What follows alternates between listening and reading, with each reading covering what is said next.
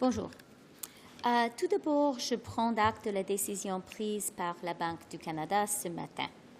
La Banque du Canada mène une politique monétaire indépendante du gouvernement et nous respectons cette indépendance. La tradition pionnière du Canada en matière d'indépendance des banques centrales est respectée dans le monde entier et la solidité et l'indépendance de nos institutions, y compris la Banque du Canada, sont l'un des éléments fondamentaux qui font du Canada un pays sûr et fiable pour les entreprises. Second, I want to underscore for Canadians why they should be confident in the strength and resilience of the Canadian economy. Canada saw the strongest economic growth in the G7 in 2022, and in the first quarter of this year, our economy grew by 3.1%, the strongest in the G7. Just this morning, the OECD predicted that the Canadian economy will see the fastest rate of growth on average in the G7 for 2023 and 2024. In April, after we tabled the budget, S&P reiterated Canada's AAA credit rating, and Canada has both the lowest deficit to GDP and the lowest net debt to GDP ratio in the G7, lower than our two other G7 AAA-rated peers, the US and Germany, and also lower than some other major AAA-rated economies like the Netherlands. Most important of all, there are 900,000 more Canadians working today than there were working before COVID first hit. In the first 4 months of 2023, the Canadian economy added nearly 250,000 jobs. We have now recovered 129% of the jobs that were lost in the first months of the pandemic, compared to just 115% in the United States. And at 5%, Canada's unemployment rate remains near its historic low. That really matters in the lives of Canadians across the country. La récession de 2008 était beaucoup moins profonde que celle du COVID, mais elle a marqué une génération de jeunes. Nous étions déterminés à ce que cela ne se reproduise pas. Et grâce à l'attention soutenue que nous avons portée à l'emploi pendant la pandémie, nous y parvenons. Après la crise financière de 2008, il a fallu plus de 9 ans pour que le taux de chômage du Canada retrouve son niveau d'avant la crise. 9 ans. Après le pic dévastateur du COVID, il n'y en a fallu que 2.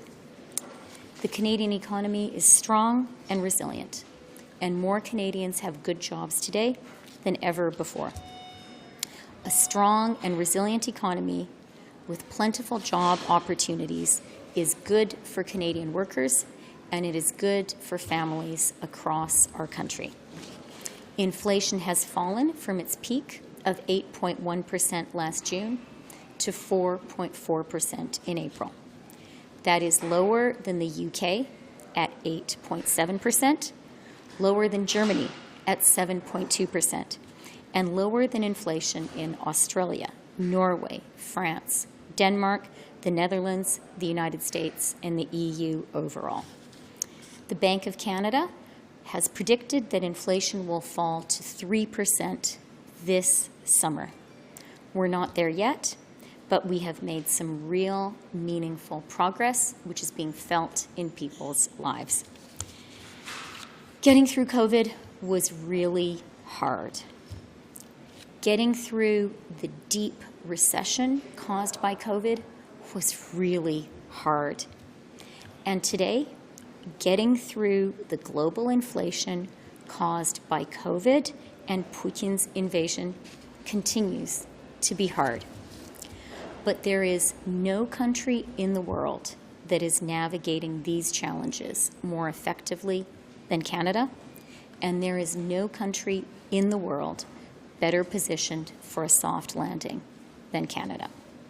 We are very close to the end of this difficult time and to a return to low, stable inflation and strong, steady growth. Thank you very much, and I'm happy to take your questions. Nombreux Canadiens qui sont inquiets aujourd'hui de voir leur paiement hypothécaire monter et qui se demandent si le gouvernement fédéral ne peut pas faire quelque chose pour les aider. C'est une question très importante et c'est une question, un enjeu qui m'inquiète beaucoup. Je comprends que aujourd'hui, la bonne chose, la puissance dans l'économie canadienne, c'est le marché du travail. La chose que nous avons, c'est qu'il y a beaucoup d'emplois et les gens qui veulent travailler peuvent travailler. Et pour moi, c'est la pierre angulaire de notre politique économique et de l'économie canadienne. Parce que je sais que pour chacun et chacune, avoir un travail, c'est le clé d'avoir une bonne vie. Mais vous avez posé une très importante question parce qu'il y a toujours deux enjeux qui créent des vraies difficultés pour les Canadiens. D'un côté, l'inflation, d'autre côté, les taux d'intérêt élevés. Je suis absolument confiante et les Canadiens et Canadiennes doivent être confiantes que l'inflation est en train de diminuer et qu'on va arriver à un niveau de l'inflation stable et normal. C'est le devoir du Banque du Canada et on doit tous avoir la confiance que la Banque du Canada va faire son travail. Mais je suis d'accord avec vous que l'utile que la Banque du Canada a, c'est les taux d'intérêt. Et les taux d'intérêt élevés créent vraiment les difficultés pour les Canadiens, pour les familles canadiennes. On doit savoir, on doit comprendre que on approche la fin de cette période difficile. Avec chaque mois, on est plus proche à la fin. Et concernant votre question,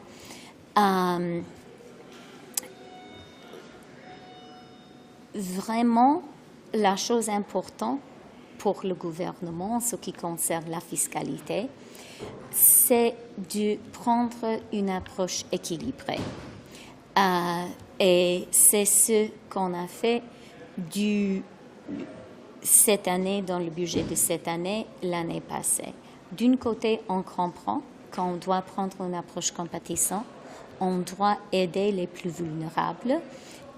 On est là, on sera là.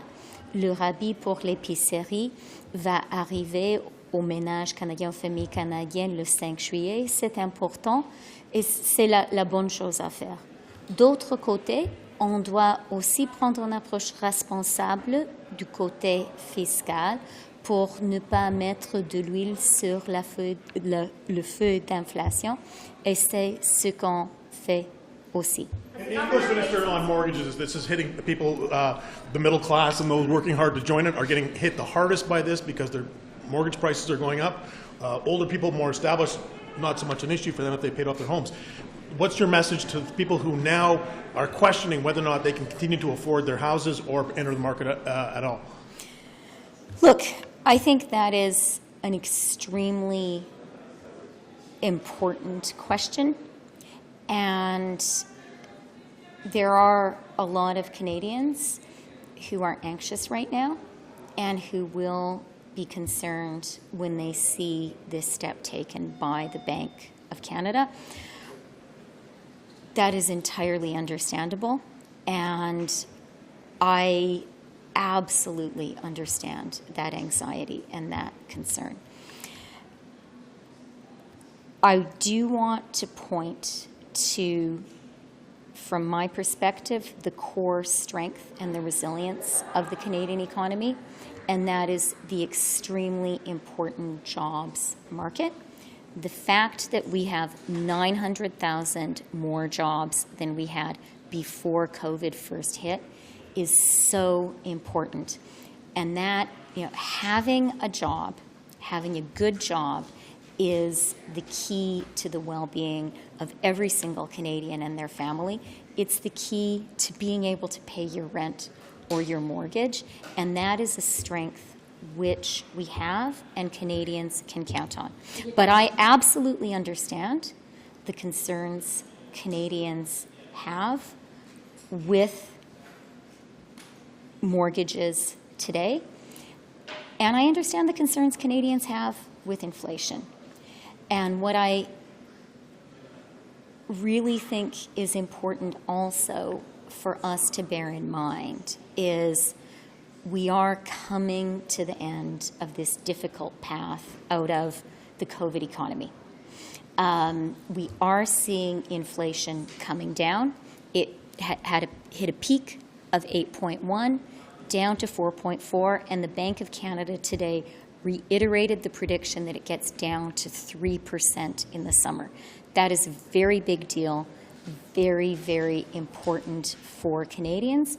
And I do think it's important for us to all bear in mind the destination, right? The destination is stable, low inflation and steady, strong growth. And that is where, that is the direction that we are heading.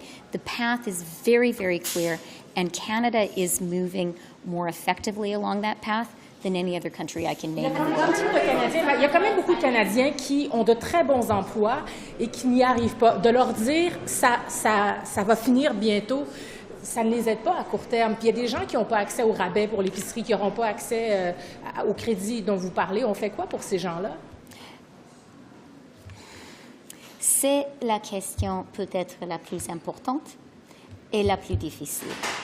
Et vous avez raison que c'est un moment très difficile pour les Canadiens.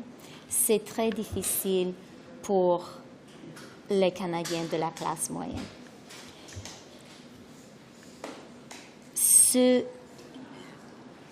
Je veux rassurer les Canadiens avec deux faits importants. La première chose que je dois souligner, c'est que avoir un travail et avoir un marché d'emploi fort, c'est la chose la plus importante pour chacun et chacune, et c'est la chose qui nous aide le plus. Et on a arrivé depuis la récession du COVID à un marché du travail historiquement fort. C'est une bonne chose.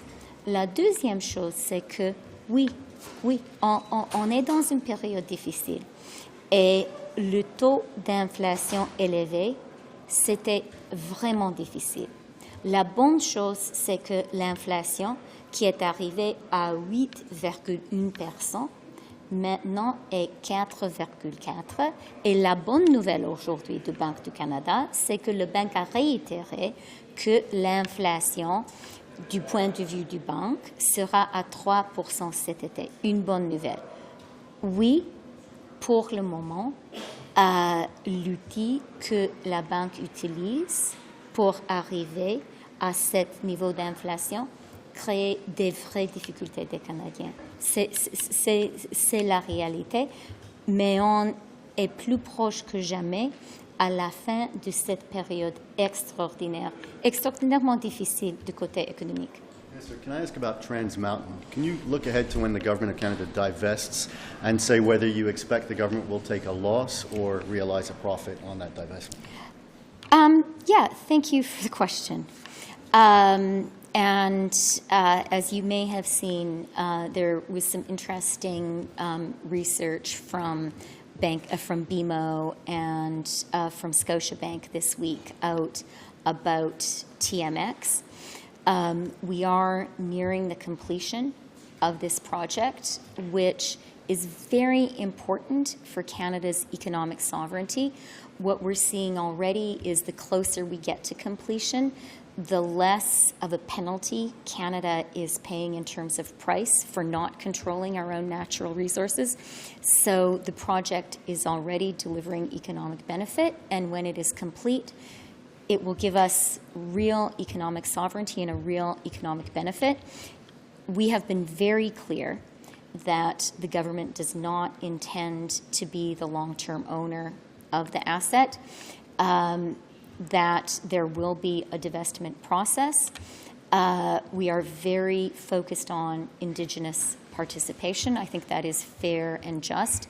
And what we saw from the market analysts this week is that there is real market interest in this rare and valuable piece of infrastructure. Isn't this a shot across the back? Isn't this rate hike up? Has he concerned to you about government spending in recent meetings with him at all? I talk to the governor often, and we understand that we each have our own lane. The governor is independent, and he has a clear objective which he and his team independently pursue. I respect that very much. I also really believe that having clear lines of communication is valuable, and we had the governor speak at the request of provincial and territorial finance ministers. The governor was kind enough to join me and the provincial and territorial finance ministers at our joint meeting earlier this year. So those lines of communication are valuable. It's good for fiscal and monetary policy to know what each side is doing. One point that I would emphasize from the bank's statement today, which I think is important, well, 2 points really.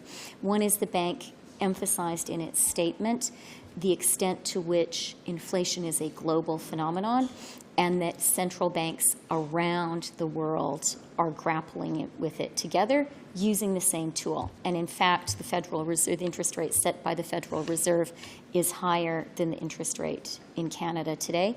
The bank also underscored the extent to which higher labor force participation rates in Canada and Canadian immigration are increasing labor supply, which is very helpful when it comes to restoring stability in the economy. And then just finally, in terms of Canada's fiscal policy, I think the important markers are, one, we have the lowest deficit in the G7, full stop. We have, in fact, the lowest deficit not only relative to our AAA-rated G7 peers like Germany, like the U.S., but we have a lower deficit than other significant AAA-rated economies like the Netherlands. And Canada's AAA rating was reiterated by S&P, which is a nonpartisan, objective judge of our fiscal policy. Our AAA rating was reaffirmed after we tabled the budget. So we are confident that we are on the right path. And I'll just conclude by saying I really recognize that this is a getting back to low, stable inflation and strong, steady growth after the incredible challenges that the pandemic and Putin's invasion imposed on the global economy and on Canada.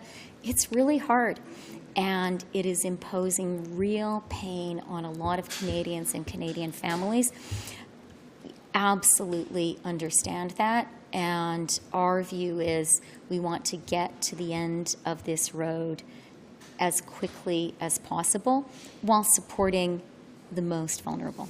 Thank you very much. One more housing affordability. Just one more housing affordability. It only took